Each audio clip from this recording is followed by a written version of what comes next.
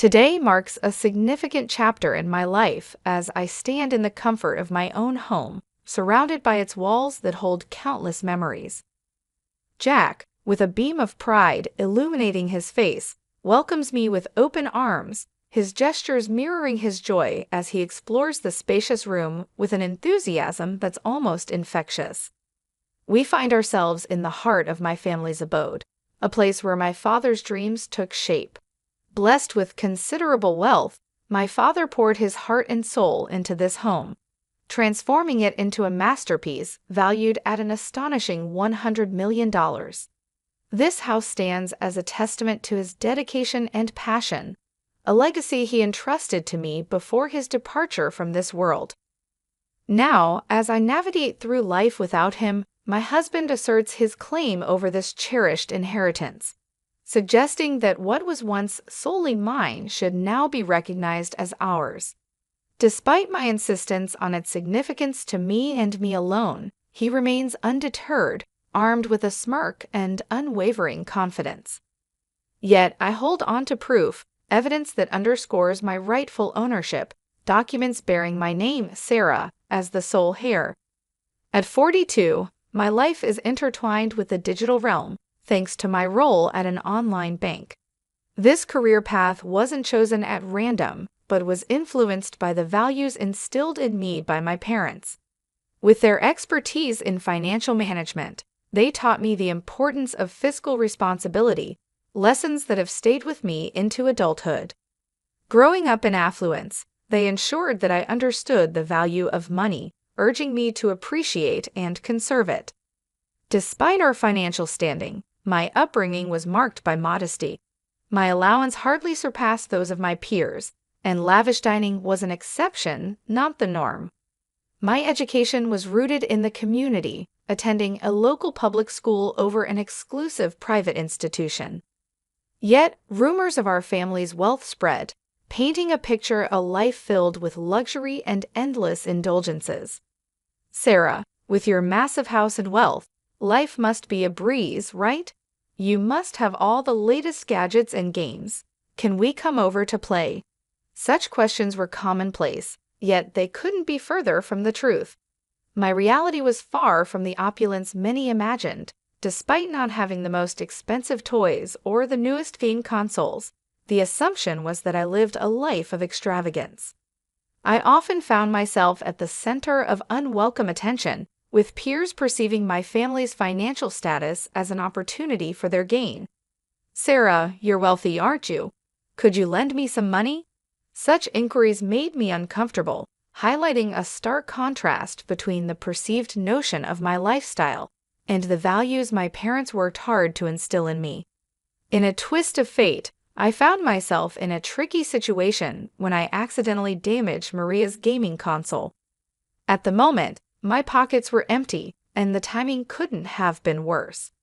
Around the same time, July and I had just started our journey as fifth-grade classmates.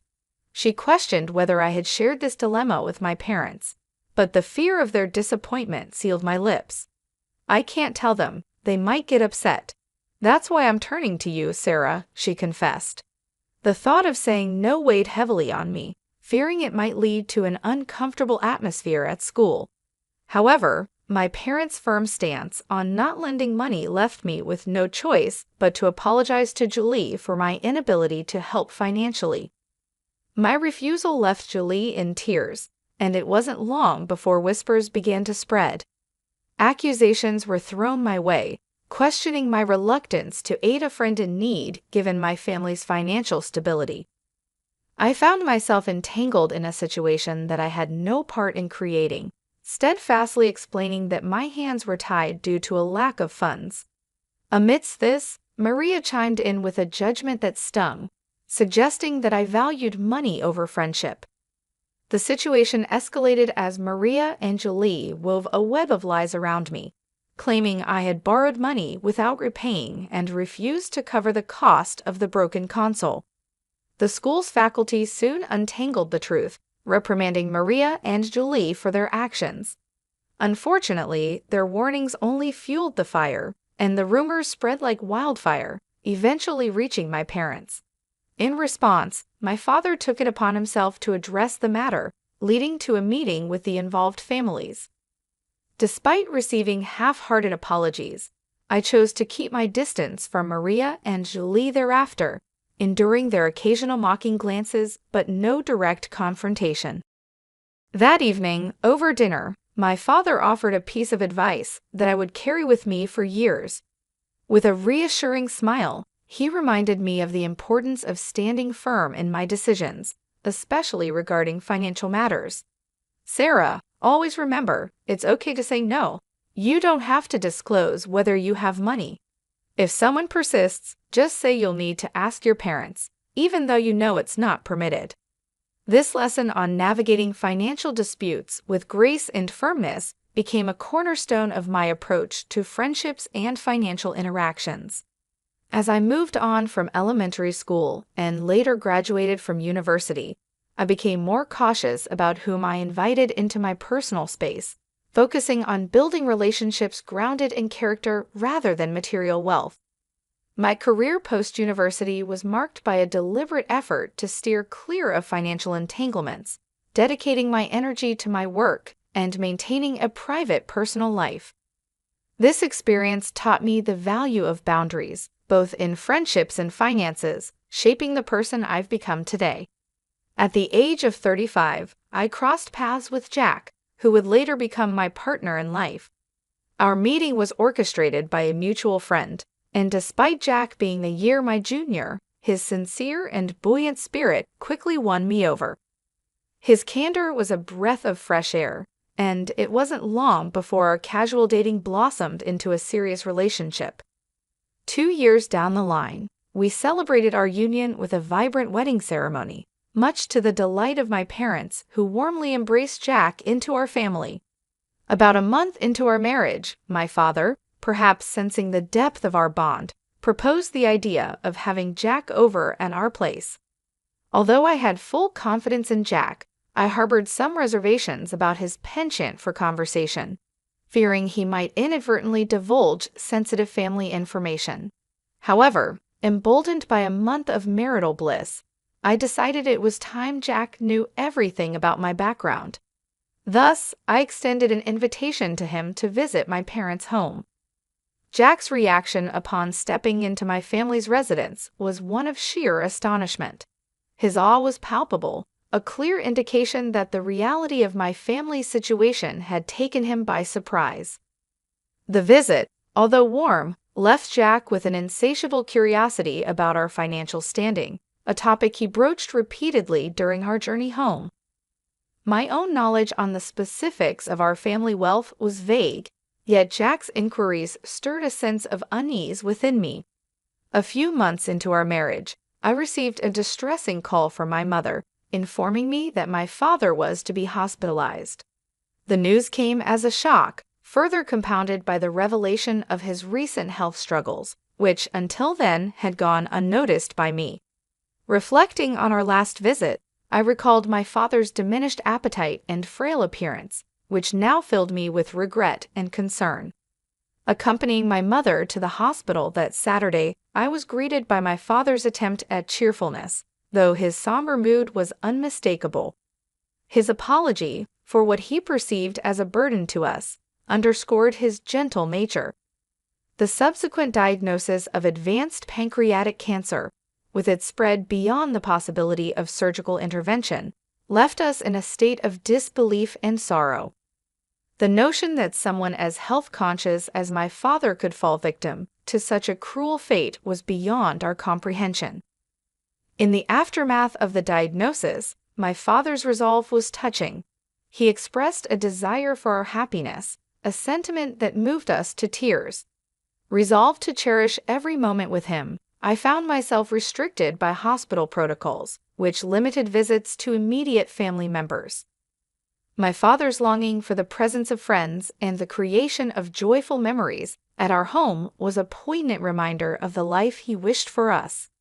Determined to honor his wishes, I pledged to uphold the legacy of our home as a place of warmth and joy, even in his absence. The promise to cherish our family home became a testament to my father's enduring spirit and the deep bonds that tied us together. Driven by a desire to fulfill my father's dream, I decided to renovate our family home, a project that became my solace and focus during a challenging time. Jack, ever attentive, expressed concern over how much time I devoted to my father in his final days, oblivious to the complexities surrounding our family estate that I had kept from him. When Jack inquired about my father's health, I confided in him about the difficult journey we were facing, finding some comfort in his support despite the whirlwind of work, hospital visits, and the emotional toll it was taking on me. However, tension surfaced when Jack's curiosity veered towards my father's finances and estate. His suggestions of involving legal advice to discuss financial matters, just in case something happened to my mother, too struck a nerve, dredging up painful memories. While my father had a trusted lawyer, Jack's insistence on being prudent about financial affairs began to create an emotional chasm between us. In the ensuing months, my father bravely fought his illness, but eventually passed away. The inheritance discussions that followed among family members led to me receiving a substantial house valued at $5.5 million. Jack's escalating interest in the inheritance, despite my attempts to keep him at bay, only intensified the strain. His excitement about moving into the big mansion and his intrusive questions about financial details took me by surprise, especially when I learned he had been informed by my cousin at the funeral, whose offhand remarks about the house being a waste if left empty only added to the tension. My explanations to Jack that the inheritance was not communal property seemed to fall on deaf ears, leading to an increase in hostility between us. Although he was present at my father's funeral, Jack distanced himself from the responsibilities and support needed during the subsequent memorial services and inheritance formalities. After some time, as life began to find its new normal, Jack revealed a shocking turn of events. He claimed to have changed the ownership of my family home into his name, presenting legal documents as evidence. This revelation not only breached the trust I had placed in him, but also underscored a profound misunderstanding of the boundaries and respect integral to our relationship. The complexity of navigating inheritance matters had unveiled deeper issues in our marriage, prompting a reevaluation of our values, trust, and the future direction of our partnership. The revelation from Jack left me reeling, struggling to comprehend his actions. He bluntly admitted his fatigue from our relationship, suggesting we could coexist as housemates in the family home, albeit with me receiving minimal financial support. His ultimatum of divorce, if I resisted, was a jarring twist to our already strained relationship. In a mix of shock and despair, I implored him to reconsider his sudden decision and the unauthorized change in property ownership. Jack disclosed that he had sought legal counsel to facilitate the ownership transfer without my consent. The situation escalated to the point where divorce seemed the only viable resolution. Heartbroken and disoriented, I began to distance myself from the home and life I shared with Jack, attributing his betrayal to the corrupting influence of potential wealth. The following day, Jack's demand for the house keys, claiming ownership of my ancestral home, pushed the situation into further turmoil. His attempts to forcefully enter the property were thwarted by the timely intervention of security personnel. I presented the authentic ownership documents to the guards, firmly establishing my rightful claim to the house and inheritance from my father. Jack, confronted with the undeniable proof of my ownership, was visibly shaken. His misunderstanding stemmed from a supposed legal advisor named Jerry, who had promised to navigate the complexities of inheritance law on his behalf. Entrusting Jerry with a significant sum of $360,000 to alter the property's registration, Jack had fallen victim to a deceitful scheme. In the midst of this confrontation, Jack's emotions surfaced as he repeatedly attempted to contact Jerry, only to be met with silence. His frustration boiled over, denouncing Jerry as a fraudster preying on those blinded by greed. Jack then directed his bitterness towards me, criticizing my expenditure on what he deemed frivolous, questioning my understanding of inheritance registration and associated costs. Despite his attempts to salvage our marriage, suggesting we reconsider the divorce, the breach of trust and the depth of his deception were insurmountable. I requested the security guard to escort him away, closing a painful chapter of my life. In the months that followed, reflection and distance allowed me to process the events, reinforcing the importance of trust and honesty in the foundation of any relationship. The ordeal with Jack, underscored by manipulation and betrayal, served as a poignant lesson in guarding against the allure of wealth at the expense of personal integrity and love. On the solemn occasion of my father's first memorial service, held at our family temple, Jack made an unexpected appearance. Since our divorce, life had not been kind to him. Jobless, entangled in financial woes, and seemingly betrayed by those he once trusted, Jack cut a forlorn figure. His disheveled state spoke volumes of his plight, standing in stark contrast to the respectful solemnity of the day. As he attempted to express his apologies amidst tears, his actions inadvertently shifted the focus away from the memorial, causing a stir among my relatives.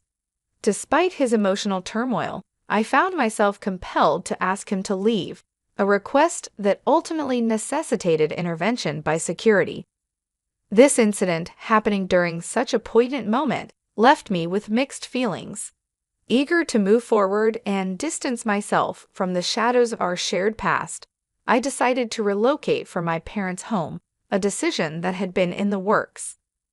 I settled into a new abode, severing my connections with Jack, who, despite everything, continued to visit the family property, now transformed into a thriving rental villa. My mother and I embarked on this new venture together, managing the villa that blossomed into a vibrant place of joy and respite for many. Jack, on his end, appeared to have embarked on a path of self-improvement, securing a new job and earnestly pursuing a fresh start. The transformation of our family home into a rental villa not only honored my father's vision, but also became a haven for guests from diverse backgrounds. The villa, celebrated for its picturesque setting and expansive garden, quickly grew in popularity, hosting an array of events from intimate weddings to joyous family gatherings. Managing it alongside my mother deepened our bond and immersed us in a fulfilling journey of hospitality and service. In time, the success of the villa enabled us to enhance its offerings, introducing a swimming pool, an inviting outdoor lounge area, and a playful corner for children. Our dedication to creating a welcoming and memorable experience for our guests solidified the villa's status as a premier destination, drawing travelers in search of tranquility and unforgettable moments. This venture not only allowed us to realize my father's dream, but also provided a platform for creating cherished memories, echoing the warmth and hospitality that he always envisioned for our home. While tending to the garden of our rental villa, a sense of profound satisfaction washed over me. The transformation of our family home into a haven where guests could gather, celebrate, and forge enduring memories filled me with pride. I could almost feel my father's pride in what we had achieved with his vision. This venture had not only turned his dream into reality, but also bestowed upon us financial stability and a newfound independence. The journey here taught me invaluable lessons about trust, money, and the resilience needed to carve out my own path, distinct from the shadows of my past experiences. In this journey of self-discovery, I learned that adversity could indeed shape a more resilient and determined future. News about Jack reached me through mutual acquaintances, indicating he had managed to steer his life in a positive direction. Securing a meaningful job and learning from his previous missteps, Jack's progress was a testament to the transformative power of confronting and overcoming personal challenges. Knowing he was doing well brought a sense of peace, affirming that both of us were on our respective paths toward healing and self-improvement. Ultimately, my father's dream served as a catalyst for growth, not just for my mother and me, but for everyone who crossed the threshold of the rental villa. It became a sanctuary where guests could experience joy and make memories to cherish for a lifetime.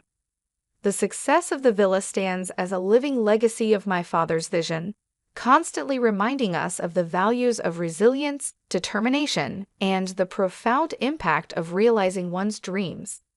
Through this endeavor, we've created a space that extends beyond mere accommodation. It's a source of joy, a site for celebration, and a testament to the enduring spirit of dreaming big and working hard to make those dreams come true.